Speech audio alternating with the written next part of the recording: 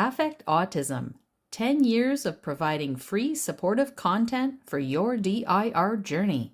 All of Affect Autism's podcasts are produced and edited by Daria Brown. Please note that the views expressed during all episodes are solely those of the individuals involved, do not constitute educational or medical advice, and do not necessarily reflect the views of Affect Autism, Daria Brown, nor ICDL and associated parties.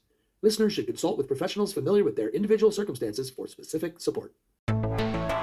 You're listening to the We Chose Play podcast from Affect Autism, where affect is the #1 tool we use in supporting development through playful interactions. Welcome back, listeners and viewers.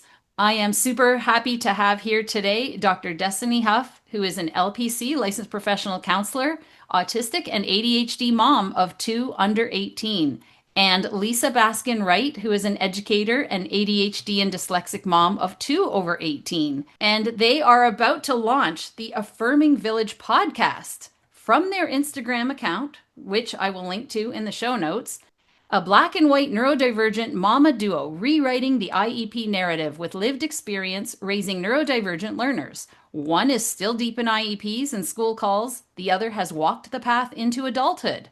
Both are non-attorney special education advocates with years of experience, whether in the mental health field or the school system, currently helping families navigate the IEP table with clarity, compassion, and power, while training schools, organization, and parents to create more neuro-affirming spaces for neurodivergent disabled learners. This is where professionals meet personal stories, strategies, and communities come together. So you guys are speaking our language here on the We Chose Play podcast. Welcome. Thank you for having us. Yes, glad to be here. It's so nice to have you because I first heard of you, Dr. Huff, on the Uniquely Human podcast. And I listened to every episode. And so I heard what you were doing and I was like, oh, this is exactly what parents in the parent support meetings come to me with on Mondays at, the ICDL parent support group that I facilitate. And it's such important information. And so I started following you on Instagram and I see all of the different posts that you talk about advocating for students. So there's so many really good tools that you have as well that people can link to. And then by proxy, I heard about Lisa when I saw that you guys were launching a podcast. So I thought, okay, our listeners need to hear this so that they can start listening to your podcast. So tell us about who you each are, and then we'll get into why you decided to start the podcast and what your goals and hopes are. So let's start with you, Destiny. Yeah, I think that's a great way to start because the podcast was my idea.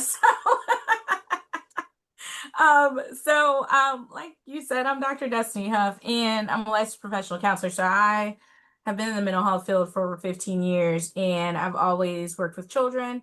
I'm a certified trauma therapist for children in the United States. And so that's always been my passion. And I've worked with children in foster care. I've worked with children in the juvenile justice system, just working with their mental health. But I've also worked as a mental health professional in early childhood, elementary, middle, and high school settings. So I've worked with, your educators, early childhood educators, administrators working on with learners' mental health. I became an advocate when my oldest son entered into the public school system undiagnosed. And being military, we knew we'd be moving a lot, and our first year was very traumatic. I tell everyone as a mental health professional, we could have all been diagnosed with PTSD, which is post-traumatic stress disorder. And so we spent the next half of his next year, thankfully in a new school because military, so we moved. But we spent that just teaching him school was a safe place, a place where he was wanted, and the staff was phenomenal. And that's how we got to where he is now, which is in a great place. But I also knew during that time his brother had a speech delay. And so we had knew that he would need some type of support in school as well, whether it was 504 or an IEP, and it ended up being an IEP. And we also later discovered he was ADHD because, again, mom's a mental health professional. And then I subsequently sought out my own diagnosis. And that's how I was late diagnosed autistic and ADHD. So during that, I really deep dived into special education, all things special education. I looked at what are IEPs? 'Cause my mother and sister are educators, they're general educators. And I was like, what are all these things? And as I was navigating it, I came across like Autism in Black with Maria Pierre Davis, and or excuse me, Davis Pierre, I always say it backwards, who I absolutely love, and Cheryl Poe, Advocating for Kids Inc. And then I also came across Lisa. We were both in a like mentorship certification type program. I gravitated towards the program um, due to not having familiarity with IEPs. And so in that program kind of helped me realize how to build my advocacy business, and served its purpose at that time. But I'm no longer a part of that program. And as I was following Lisa's content, I was like, what is this neuroaffirming?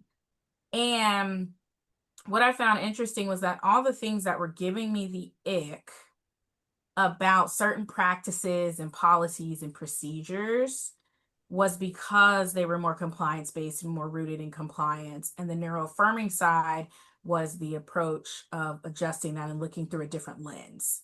And so it fit very well with my mental health piece, always supporting children and adolescents. And so then Lisa and I connected in that sense of where I just was like, I love your content. I was just really like repeatedly sharing it. And then, obviously realized we were in the same space. And then I actually was like, hey, can advocates join? She has a neuroaffirming parent group. And it had a different name at the time, which she can talk about that. And I was just like, can advocates join? Or like, I mean, I'm also a parent, and she was like, no, yes, join. Like, like, would love to have you in it. And so we just really started to find ourselves consulting, collaborating, communicating pretty much on a like daily basis outside of the group, like getting each other's kind of insight and input on different things. And then I was like, I never thought I'd see the day, but I want to start a podcast. And I don't want to do it alone. And the only person I could consider or even think about doing it with is you. And she was like, I might have missed where you said if you wanted to do it with me or not. Like, because I kind of sent the idea, and then she was just like, this sounds amazing, but if you don't want to do it with me, that's fine. But like, I would love to do this with you. And so that is how we decided to start the podcast. And that's my journey and how I got here and how I met Lisa. And now I'll slide it over to Lisa. Yeah, no, I'm apparently not super quick when something's right in front of my face. I was like, is this an invitation? So I'm Lisa Baskin Wright. And my children are grown, which is amazing. That we actually just moved my daughter into her first apartment yesterday. So I'm kind of in my feels today. She is starting university, which is very exciting. But yeah, so I am a former general education teacher. I come from a long line of teachers and administrators on both sides of the family, counselors, and then I married into a family. Both my in-laws are public educators. My father-in-law actually was a special educator, was a special education director, worked in administration, wrote the SELPA bylaws for several counties. So we're kind of seeped in public education in my family. And our journey through special education with our daughter was not pleasant. I'll keep it there.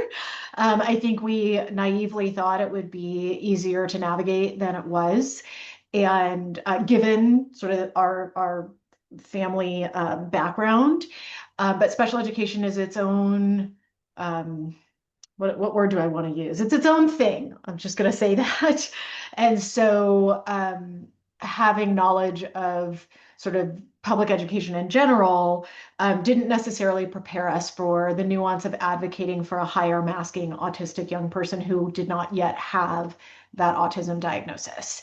And so unfortunately, at some point, we ended up needing legal representation and going down that path, which was really unfortunate.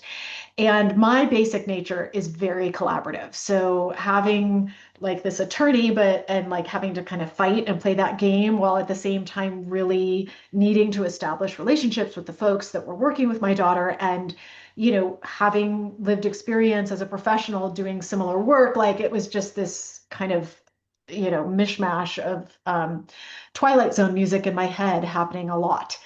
And so at some point we ended up relocating, and my husband's way of kind of processing our journey was to write a book.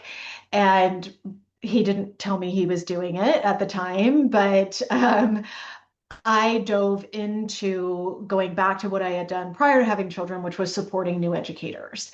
And so I found myself with this kind of new perspective when I was supporting these young teachers. Um, I found myself kind of leaving my lane. It was sort of a joke that I was not only leaving the lane, I was leaving the freeway, I was off in the yonder, because I was really curious about the learners who were not being seen, who were not being supported, whose needs were not being met, and helping the general education teachers and those families, not that the rest of the school knew that that's what we were doing, kind of help them through this process. And so it was through helping my husband, who's a nurse, like between a nurse and a teacher who knew how to promote a book, neither one of us. But it was through kind of helping him that I stumbled on this program that Destiny and I met in, and sort of got our feet wet in the advocacy world, and how to set up a business and how to work collaboratively with teams. And I think Destiny and I both kind of got our sea legs about the same time. And soon thereafter, I created what was originally called a neurodiversity affirming IEP community. But the folks that are in it don't necessarily have learners who are in brick and mortar. They don't necessarily have learners who have IEPs. It's really a group for any parent who's raising a disabled or neurodivergent learner who is seeking connection with other parents and caregivers. So I did recently, about 6 months ago or so, Destiny, maybe, change the name from a neurodiversity IEP community to a neurodiversity affirming parents group, just to sort of open the doors to a more broader, cohort of folks, that other folks would feel welcome in the community, that you didn't have to be on this sort of narrow path. But yeah, I mean, through helping my husband with his Instagram account that we kind of fumbled our way through, he was really connecting with a lot of autistic adults. And I was in the background, really getting curious about these folks' lived experience. And it really very quickly started changing how I parent. My daughter was able to, we've always been very, very close, but I think that she started to unmask differently in the relationship with me. And I think she always knew I was like gonna be her biggest and fiercest offender. I remember a friend of hers was having a tough time when they were in elementary school, and she said, "Tell my mom, she'll fix it," right? So that was really cute. But I started parenting really differently, and really listening to her perspective, and really understanding that whatever sort of ick I was ignoring, that I was hearing from less affirming professionals, I didn't have to listen to. My daughter's voice and her perspective were what mattered most. And so as I started doing this work more formally, I had already kind of been a little bit on that learning journey in terms of parenting, and was able to apply it in terms of the IEP space. And for me, because I'm collaborative and that I always want folks to feel good in a conversation, I swallowed a lot of what I was thinking and feeling out of fear, and just worrying that I was kind of going to upset things. And I didn't ever want there to be retribution against my daughter. And so there were times in hindsight, looking back in the IEP process, where I bit my tongue. I didn't stand up and sort of amplify her voice in ways that needed to happen. And I get to do that now in ways that are really respectful of teams, but really center the lived experience and the humanity of the learner. And I'm really unwavering on that. And I think Destiny and I have that so much in common. And what's really been fun, we've recorded 4 episodes so far of the Affirming Village, and the first episode launches this Friday, September 12th. We're super excited about that. Is that both of us are so clear about that in this work and with our own children. And I think that's why we've been drawn to one another so strongly. Like, we have a pretty strong like heart connection, I think. This is amazing. I have so many thoughts from what both of you said.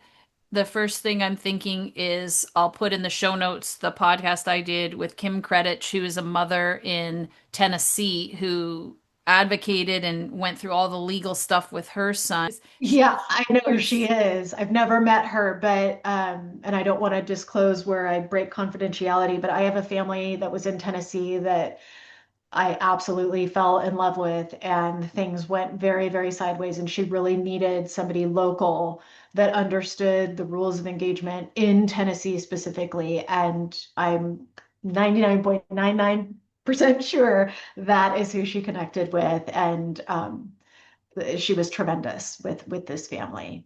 So the other thing that jumps into my mind is both of you have done so much to educate yourselves, and we have Destiny, who has PhD after her name, two very educated women who know their stuff and still meet those barriers.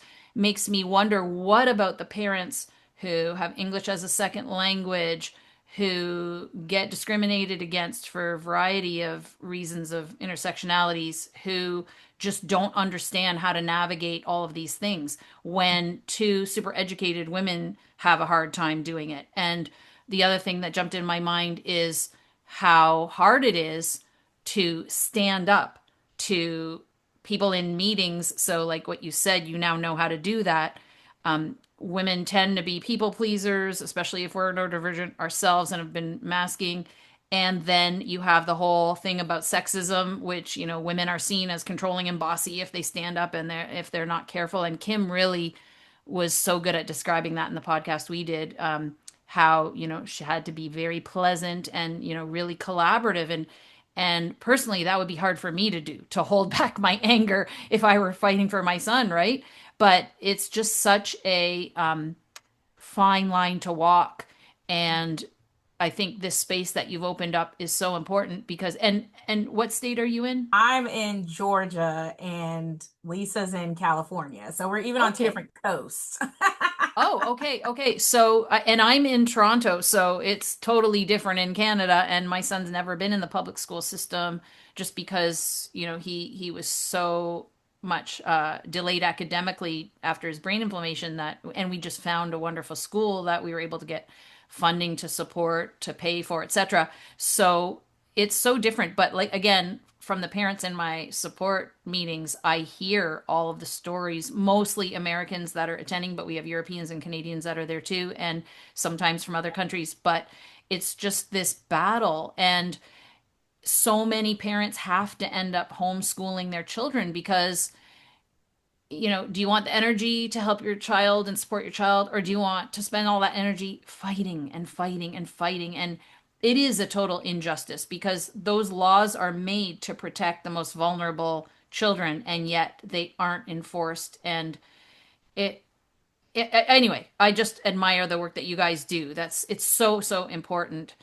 And Destiny, I was surprised when you said you didn't really know much about IEP and that you learned this because everything I see you posting is so positive and, you know, what's the word, like empowering to parents for IEPs. So that's like, that's the autistic in her. She dives in full force and boom, boom, boom, boom, boom, does it, right? Like just get all the details and become the specialist at it. So that's amazing. How do you find that what you guys do and the services that you offer, do you find that there are the split of parents who decide to homeschool versus the ones who decide to advocate and I hate to say fight, but a lot of times it does feel like a fight and it's so stressful. It's such an added burden.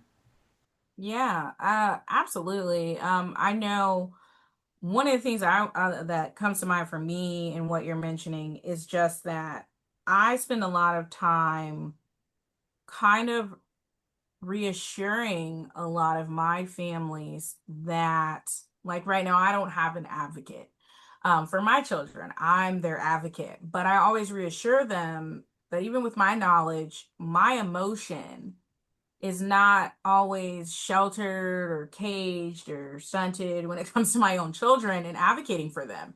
And so I always say at one point, I may be hiring Lisa to help me advocate for my kids because, and thankfully I'm in a space now, I know so many great advocates in different areas. And so I do have this kind of pick friend wise of like, who do I feel like, I've seen really go after this piece.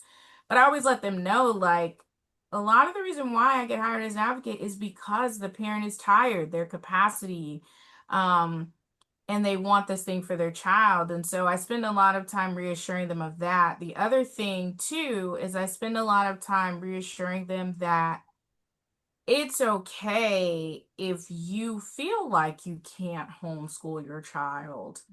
Um, Even though school has become this thing that it is not supposed to be, but it's done what society wanted it to be, right? So school, and I say this all the time, every podcast I'm pretty much on, school is 8 to 10 hours a day so that parents can work and make money and so that the economy can keep on rolling. It was never meant to be this safe, productive, collaborative environment. It was meant to be a daycare. Then they transformed it into we're going to actually teach something.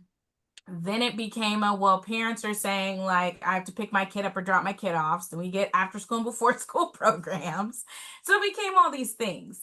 And I say that because I know myself as autistic and ADHD person.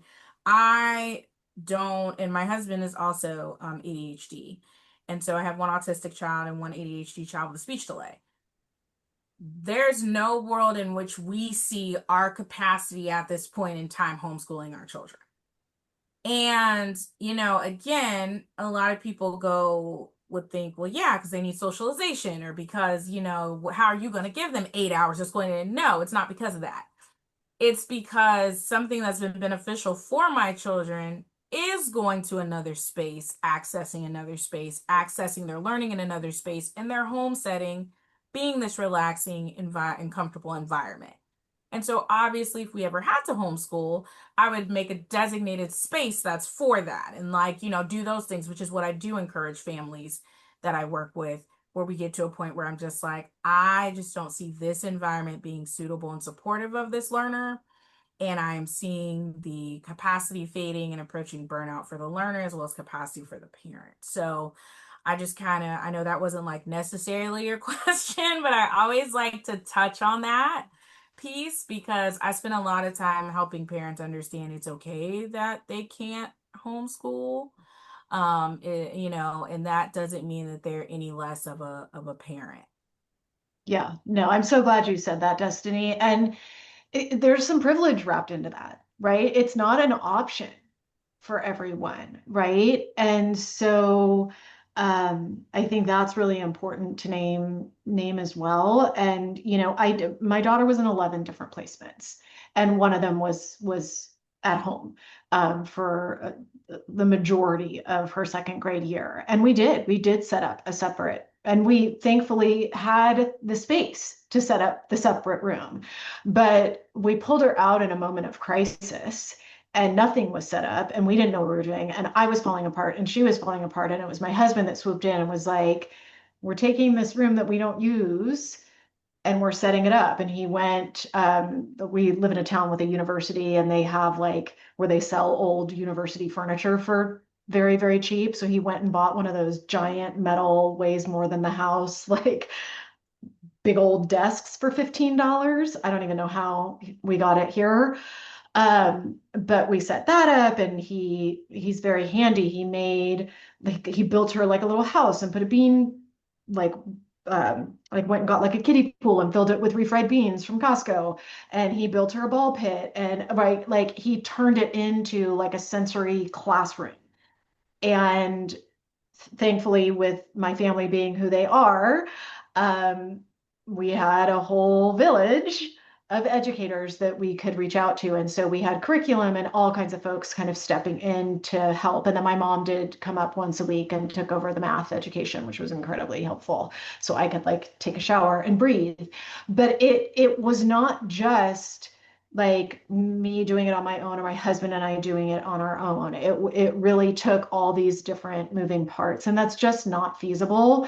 And it is really painful when a learner is at that place where so much harm is being done and they physically cannot get in the building, and you don't have a family situation where there really are alternatives. It is it's a pretty, I don't want to say unspeakable, because if we don't speak about it, we can't address it, but it is kind of an unimaginable, challenging situation. And it's really heartbreaking when I'm sure Destiny's been in this situation. I know I have been, where we're trying to support a family that is literally in crisis. And the options are pretty limited of what they can do. And I see that on Instagram posts in the past few months, like families posting out of desperation because they are in crisis and survival Mhm. mode. And the teachers, um, teachers don't go to work to get injured, right? But by the time a child is injuring a teacher, it's so misunderstood. Like, what is the need behind that, and where did that stem from, and how do we get to the cause? And it's all escalates into this stuff that the poor kid, just trying to survive every day. And then this brings us to the Affirming Village. So the name of the podcast, talk about that, Destiny. Yeah, so when I decided, okay, I'm gonna do a podcast, um, I was like, what would it be called? What would it be about? What would, and I was like, well, obviously we're gonna talk about neuroaffirming things. And my first, again, like I said, from the beginning in planning this, I legitimately was planning this as if Lisa and I were gonna do it. Mind you, Lisa had no idea. I told her one day, hey, there's something I'm gonna run by you. And that was it. And she's like, okay, cool. And I was like a collaboration, right? Like it's some little thing we're gonna do, like a 30-minute live or something, and call it a day. And she's like, okay, just let me know. But like I said, at this point, we talk every day. So it was not one of those things where it's like it wouldn't come up. And then finally, it's just like, I can't hold it in. I'm gonna just like send it to you, and I emailed it to you, and this and that. And she's like, okay. Um, but I was like, okay, neuroaffirming obviously has to be a key part about it. So again, that's where that autism just comes in shining. So I started to do my research and was just like, is there already a podcast out there named this? Is there already, I was looking at what already has neuroaffirming or neurodivergent or this or that in there. Um, and then I was just thinking about the parent group that Lisa and I were in, the parent group I'm in, that Lisa is her parent group. And I was just like, I think that this is us building a village. I was like, this is us bringing our experiences. And one of the things that I really loved, and I explained this to Lisa, that just happened to happen by happenstance with us, meeting, is that at the time when I brought this to her, her daughter was, I think, getting ready to graduate. And so it's like she was already had applied to colleges and all those things. And then her son was already in college. And whereas my children are both elementary school. And so it was just really looking at those pieces of like all the layers we bring to it. One's a mental health therapist, one's an educator, one's autistic, one's ADHD, right? And then this added thing of like, I haven't and hopefully never will, fingers crossed, go through due process and bringing an attorney, but Lisa has, right? And so I really was just like, this, I think, is going to be something where we take all of this knowledge and experience personally and professionally that we've put on social media, that we put out there all the time, but have a space to actually dive in for 30 minutes to an hour. And people can send us topics and ideas, and we really can just dive into them. And Lisa and I are really big on accessibility. And so one of the things that we really enjoyed about it was that like we do a lot of like paid things, and this was like, this is something that is just free. It's out there for every person to access. Like if you're a professional and you're like, I need to know how to better support neurodivergent learners. If you're a parent that's like, I just need to hear from people that are been through it, going through it, know about it. If you're an advocate that's like, I need to adjust my approach, whatever lane you're in, it's beneficial. So the name came from that, and hoping that this really builds that village. But again, it's affirming. We are both on the same page. We are both have the same viewpoint about how this is. Even if we approach it from different angles, we still know, like Lisa said, I think was a great way of saying, like, we know where each other's heart is. And that was really important to me, was that people know what kind of um, community essentially that they're stepping into from the very beginning. Yeah, and you just touched on something that I've been feeling so much of lately, especially with the current political landscape and the impact that's having across the board, but specifically in public education, right? And you know, Daria, you were kind of speaking to this experience where like the pot is literally boiling over and the learner is really struggling so deeply. But so are the educators, so are the related service professionals, so are the administrators in trying to meet this young person where they are and not necessarily having the resources to do so. And you know, making sure that we're sort of humanizing that experience as well. And as we're essentially defunding public education, being cognizant of that and naming that, and how do we navigate this space as we're pulling the limited resources that exist. And so I think both of us are in a position where, yes, we do have options to work with us that are behind a paywall, and that's necessary for both of us, and feeling like how are we showing up in a way that's truly accessible, especially in this moment in time. I think that not showing up in a way that is truly accessible to folks gives both of us the ick factor in a way that neither of us can stomach. So that's one piece that I'm so glad you lifted up. The other that I also want to name is raising a disabled learner and navigating all these different systems, whether it's healthcare, education, insurance, you name it, can feel very isolating, right? You know, back in the day when my child was the age of Destiny's children, like I wasn't really on social media. Folks weren't out talking about these things. Nobody was talking about neurodiversity, anything. If anything, it was like, don't talk, don't say the word sensory, right? Like, and I was so afraid. Our district behaved so badly. And I was so afraid of retribution against my kid that I sat in silence. And literally, like my husband and I, we would walk out of meetings, and I would say to him, all I can hear in my head is Twilight Zone music. But it's a really isolating experience. And even the folks closest to us, you know, I'm very, very close with my family. And my mom would be like, Lisa, it's like you're making it up. Like if I didn't know that you were actually living this, I would think this was a made up story. And I said, I'm not creative enough. I don't have that kind of imagination to even dream this. But in certain situations when things are really rough, it is a daily assault. And, you know, the texts, the phone calls, the emails, your kid is not doing X, Y, whatever it may be, and it is like constantly being hit with a hammer, and it's very isolating.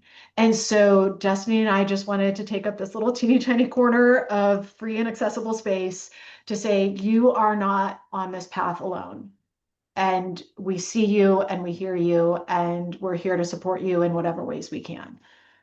It's incredible how much just having that community is respite for the parents, even if it's 5 minutes a week or whatever it is, just knowing there's somebody else out there that understands what I'm going through. And on top of that, when you have neurodivergent children, because it's genetic, the parents may or may not know that they have some kind of neurodivergence, so they're overwhelmed too. Just struggling with that is so overwhelming, let alone to have to constantly be in a battle every day. And then the emotional regulation piece where our children get emotionally overwhelmed. But what about us when our hearts are on our sleeve for what our children are going through? And it's just such an injustice, and just like going to bed crying all the time because like how are we going to move forward? And you get stuck in this like cycle of doom, rumination of doom. And I find that having those voices from others, especially like you, Lisa, whose children have gone beyond that and maybe are in a better place. And I see the Autism Dad on Instagram and others who talk about all the struggles they went through. and he was a single parent, and then, where the kids are now, or there's so many different examples. And having that bit of hope to hang on to is so important to help give yourself that lift to have the energy to go forward. And so I think this Affirming Village is a perfect name. It's a perfect name. Yeah, that's all Destiny. Destiny came to me with, 3/4 of it basically done, and then she's taken us the last lap. She's she's been amazing. But yeah, I mean, we have an upcoming episode that we're going to record that talks about kind of the parent journey and finding those moments of joy and finding those moments of respite. And I think that it's really important, like you were saying, even if it's just 5 minutes, maybe it's 5 minutes of a podcast for yourself or whatever, but also there are times where I think we do get wrapped up in the angst, the understandable angst of navigating these systems and constantly having to, like, essentially, I'm using air quotes for those that aren't watching, like, justify what's wrong, right? Where IEPs can be very deficits focused. Um, and we're collecting data and we're trying to prove something so that our child can get what they need, that our lens can pivot in a way that doesn't resonate with how we want to parent and how we actually view our children. And so I think that pause, I'm hoping, I know Destiny and I've had, like I said, we've recorded 4 episodes so far. And I'm hoping that, through our conversations and through this podcast, we really give parents permission to really see their child in their full humanity and not fully get caught up in the, like, you have to quote unquote play the game this way. You can engage school teams while still centering the entirety of your child. And it's critical that the team sees your child as a full human being as well. Um, because if they don't, there's an inevitable harm that is going to happen to everyone, but most importantly to the child. Yeah, and I just kind of want to, I'm glad that Lisa mentioned that, because I mean, one of the things we really want to happen too with this podcast is that you can be collaborative with the IEP team while also calling out the ableism and the compliance-based approach. And I think that that's a thing that sometimes I feel, not just parents, I get educators and administrators and related service providers in my inbox, like asking essentially, like, how do I not burn a bridge? But I make it very clear that, like, I don't agree with this, or I think that we are the ones causing this. And I think when you're a parent and you have had to actually go in the meeting and say that, right? You have to go into the meeting and preach that. You have to go into the meeting and actually be like, yeah, I hear you. That's not really going to work for my kid. You have a different understanding of those nerves, right? You have a different understanding of what they're worried about and of that fear of retribution on your child and the approach. And so I think that that's one of the things I'm really excited about for our podcast, is that we live it. What we're telling you to do is not things we haven't done as a parent or as an advocate. Like, we've done them. I had to request an IEP meeting for my own children at the start of the school year for some things that I was like, we need some tweaks going. And I had to go in there and say certain things and say what my concerns are and how, I think they should be addressed. And so I think that's the part I'm really excited about with the podcast, is that they'll be able to hear from those walking it and that have walked it. And it's not just this, like, you know, blanket, like, I heard this would work, because you're absolutely correct. A lot of times I do get concerned, going back to something that you mentioned about, like, you can put out all that information you want, and then a parent will say, well, I did this. And a lot of times, a lot of the groups that I'm in, unfortunately, what the parent is saying may be specific to their state, specific to their school, or just incorrect information. And I'm like, no, please don't take that back to your team because that's not going to help your learner because that's actually not true. So I'm also hoping we can get a little of that with the fact that both of us have worked in many states in the advocate capacity. And so when we're speaking about things, it's not, state specific. And if it is, we make a point of pointing out it's state specific or, it's the United States, which is something I'm still working on. Having followers from other places is like, oh, sorry, this is United States specific, not, other countries. So, but I just wanted to add that in there. I think what you're going to do is normalize the baseline that should be acceptable, because right now, like Lisa said, you're having to talk about all these deficits. And same thing here when we apply for funding. You have to show why your child needs all these supports. So you basically have to think of all the things they can't do, which you're not really confronted with when you make a neuroaffirming environment for your kids until you're outside of that environment. And then you're bombarded with, oh, yeah, these things are really hard for us. And I've been hit with that a few times because, over the years, I know what works. So that's our everyday life. And then you go out to some birthday party or a family event and you're like, oh, this was a disaster, right? So having to face that all the time is just so demoralizing. And I think when you normalize these kinds of things that you're talking about, that these things are really not acceptable, and being able to speak about them in a way that is collaborative, it's so important. And I'll refer people to two other podcasts I did in the show notes. The first episode of Autistic Moms Chatting, they talked about alternative ideals for families, because everybody thinks they have to fit this mold. And to Destiny's point, you may not be a homeschooler and you may not want that, and that's okay. And how everything looks different for everybody. So they gave a bunch of different perspectives on that, which was interesting.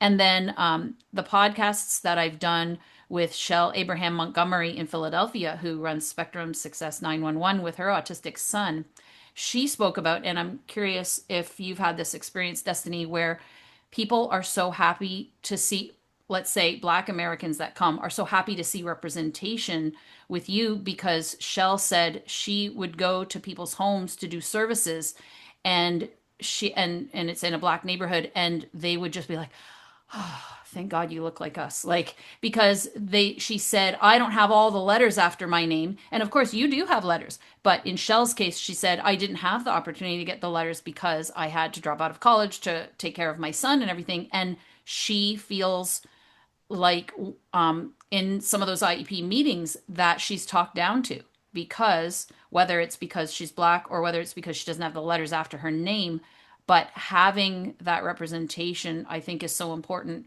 for all of the people that are coming to this village to feel like they're a part of it. Yeah, no, 100%. And that's why, like I say, when I was looking into resources and things like that, I specifically searched, are there organizations out here just for Black autistics? Like talking about Black autistic children, and that's how I came across Autism in Black.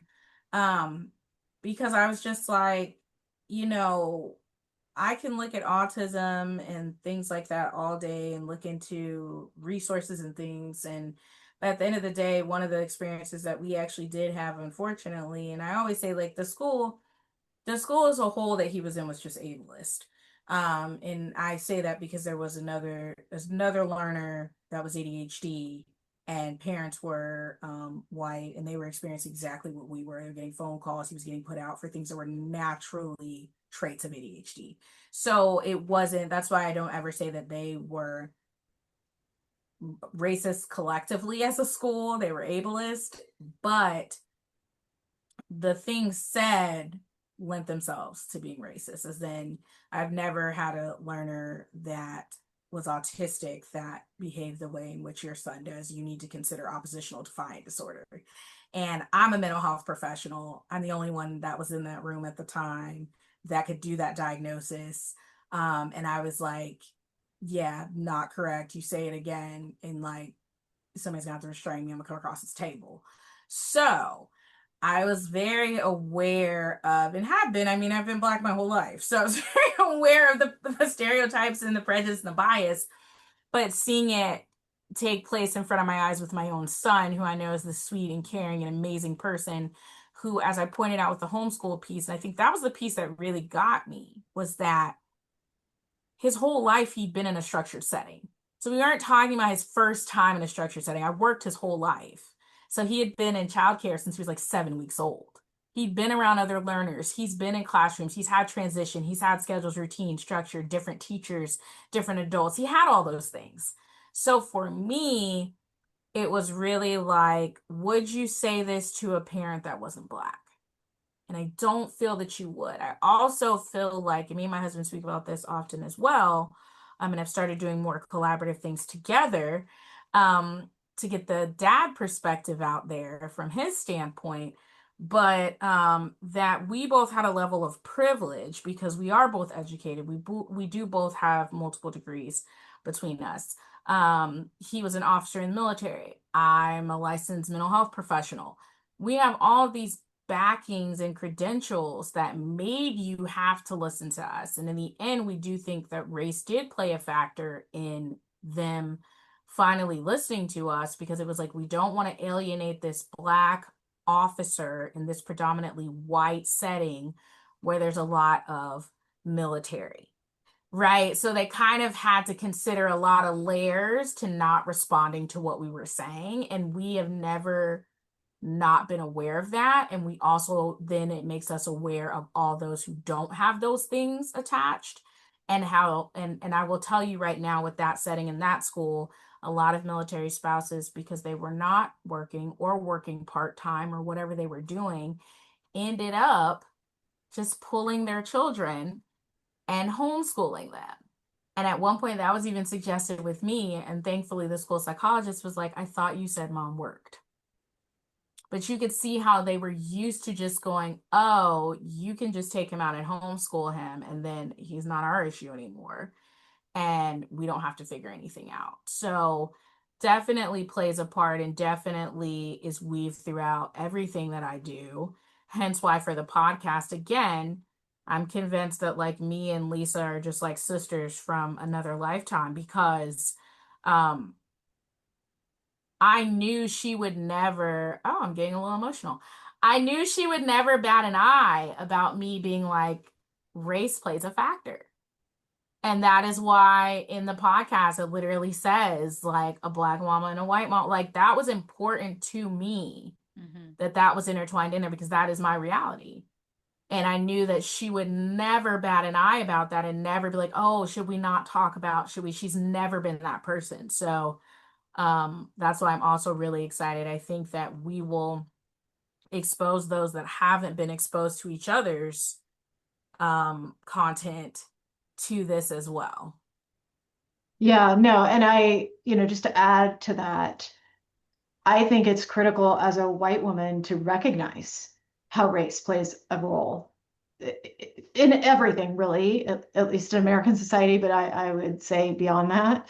But without any question, race is impacting access, how folks are treated, how the learner is treated in public education.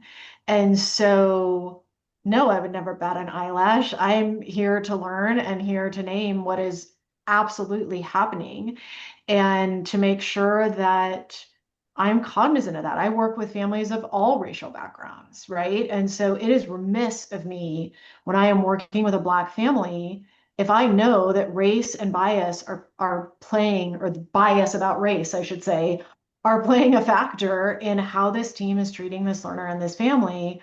I'm just adding to the harm if I don't name it and call it out, at least with the family, but I'll call it out with the team too. Like, I can be affirming, but we're going to name where the bias is. And we actually have a whole episode dedicated to bias, and not that it isn't woven into like every episode, and will probably continue to be. But Destiny said, we start each episode with like a little script, and then we kind of go into our shtick, just so folks know like what's today's kind of focus. Not that my brain can stay on a single topic without scrolling all over, but those are details. Destiny helps bring me back to earth. Um, but if you don't name something, if you're not willing to talk about something, then you can't address it. And this is a huge factor in how education is delivered. And so if you can't name it, you're not doing this right. You're not doing this work well. And why would anybody trust you? And these things, whether it's racism or ableism or Yeah. whatever, is so systematic and embedded in all of the cultures and systems. And, um, even in our own thinking, whether we're aware of it or not. So talking about it helps us be more aware about it too. Yeah. Yeah, no, absolutely. And I just sure it can get uncomfortable to name bias. But exactly what you're saying. If we don't name it, then we can't help folks unlearn it Hmm. and learn something different and start really seeing the learner before them as a full human being. And Absolutely. it's not ignoring it. It's not ignoring, right? The I don't see color, like that's not helping anybody with anything. It's Destiny's laughing at me. Um, it's seeing the learner as a whole human being in all of their identities and making sure that like, am I coming to the table with some sort of bias about their race or about their behavior? Am I seeing their behavior through this lens of adultification, right? Am I seeing this behavior through the lens of aggression, right? Am I giving a different learner, a white learner, a pass for doing the exact same thing because I'm not holding that frame? I don't have that. I have a different bias And that's then impacting how I see that learner. the difference if it's a girl versus a boy, Right, 100%. black girl versus a black boy, or a minority girl versus from, all of those different Right. too. I made the comment in the second edition of Autistic Moms Chatting episode that my son is in a very multicultural setting because it's in Mississauga outside of Toronto, one of the most diverse communities, and how he just loves all of his friends. And Kelly so quickly, wisely pointed out, like, you can't just say, I don't see race. And, I quickly said, like, I didn't mean that. I meant, talking about my son. Like, my son, I don't know if he notices that or not, but he loves all of his friends so much. And Dr. Robert Nassif, who's a psychologist colleague of mine, he talks about how the trend starts to change in middle school. It starts, you know, going out, and then in high school it divides more. And where does that happen? And so it's interesting to think about how that impacts the child's self-esteem and what do they grow up believing about themselves when they're younger and they have friends that look differently and everybody is who they are, and all of a sudden these labels start getting put on when you get to that middle school age, neurotypical middle school age. Tough stuff. Yeah, no, absolutely. And I love that you brought it back to the learner because Mhm. that's where Destiny and I start and finish. And what Sophia Ashman said in my 10th anniversary podcast, just having a child feel that at least one point in time someone understood me and understood who I am, and I meant and I mattered to somebody.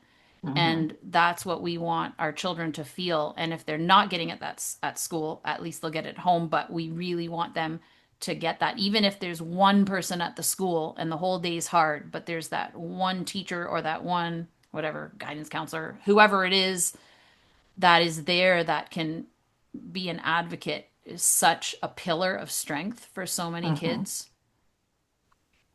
So, okay, so that brings me to another question, and then we'll have to wrap up because I know you guys have other appointments to go to. Um, the last question I want to ask is, I know that I saw on the Instagram, like you do trainings. So we've been talking about you working with parents and families, but what about training schools and training educators and training organizations? Do you guys do that too? Yeah, yeah. So we both do trainings for schools, organizations, and communities. I have done trainings for schools for their paraprofessionals. I've done trainings for early childhood educators that work in child development centers. And then I have, by the time this airs, my virtual Affirming Summit will have occurred where I bring professionals in. I've had SLPs, OTs, educators, Lisa, and we do, I do a part one and a part two, kind of a beginning of school year into school year one, and have people come in as well. But yes, train all over. I've trained virtually as well as been flown in to train as well. So Yeah, Destiny's definitely done more than I have, but yeah, I've participated in summits. I've been brought in to like there was a group back east in the States, a speech language pathology group that's brought me in to do some training.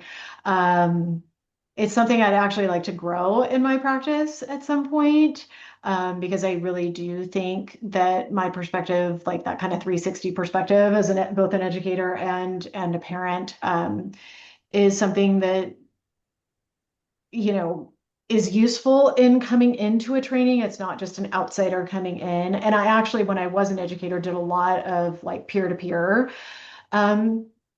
like trainings. I worked at a school where we wrote all of our own curriculum. And so we got brought in kind of all over the place to do trainings for other teachers that were curious about what we were doing. And but yeah, I mean, Destiny's lighting the world on fire. We just cheer her on from the sidelines. She is amazing. Yeah, and like my colleague Jackie Bartell says, one by one by one by one will help. You know, we're in the process with the goal in mind in the future that things will be better for the next generation and really helping as many people and supporting as many people. I've tried to move away from the word help and change to the word support because help implies some kind of hierarchy kind of thing that the person needs, but really it's supporting and guiding, and doing as much as we can one by one. Things change. Well, thank you both so much for sharing your stories and what you're doing with the Affect Autism We Chose Play audience. And I will put links to the Instagram accounts for Dr. Destiny Huff and for the podcast. And are you on Instagram as well, Lisa? I am. My handle is Lisa Baskin-Wright. Okay, I will put the Instagram handles for everybody and all of the information. I have Destiny's link tree and check out my book. That's yes. the Neuroaffirming Advocacy Special Education Guide. So by the time this episode airs, hopefully there will be the paperback version will be available. We're having a little bit of a struggle getting that uploaded. But the ebook is already available, but I know a lot of people have told me they're waiting for the print version. So hopefully by the time this airs, the print version will be available. You can look at that at the show notes or the blog post at affectautism.com. Thank you guys so much for the work you do. It's so needed at this point in time. Thanks. Thank you so much for having us. Until next time, here's to choosing play and experiencing joy every day. Thank you for listening. This episode of We Chose Play was made possible with the generous financial support of Affect Autism's members and of the International Council on Development and Learning, ICDL.com. If you liked this episode, please share it with someone, like and subscribe, sign up for the newsletter at affectautism.com, and follow us on Facebook, Twitter, YouTube, or Instagram. Find out more at affectautism.com. The 2025 International DIR Floor Time Conference, live online October 19th to 28th, a unique 10-day conference with dozens of engaging presentations on the practical application of DIR floor time for professionals and parents alike. DIR Parent Network members get 25% off. On Tuesday, October 28th, Dr. Robert Nassif and I will be presenting The Good or Bad, Hard to Say Parable, Navigating the Complexities of Autistic Support Needs. Hope to see you there.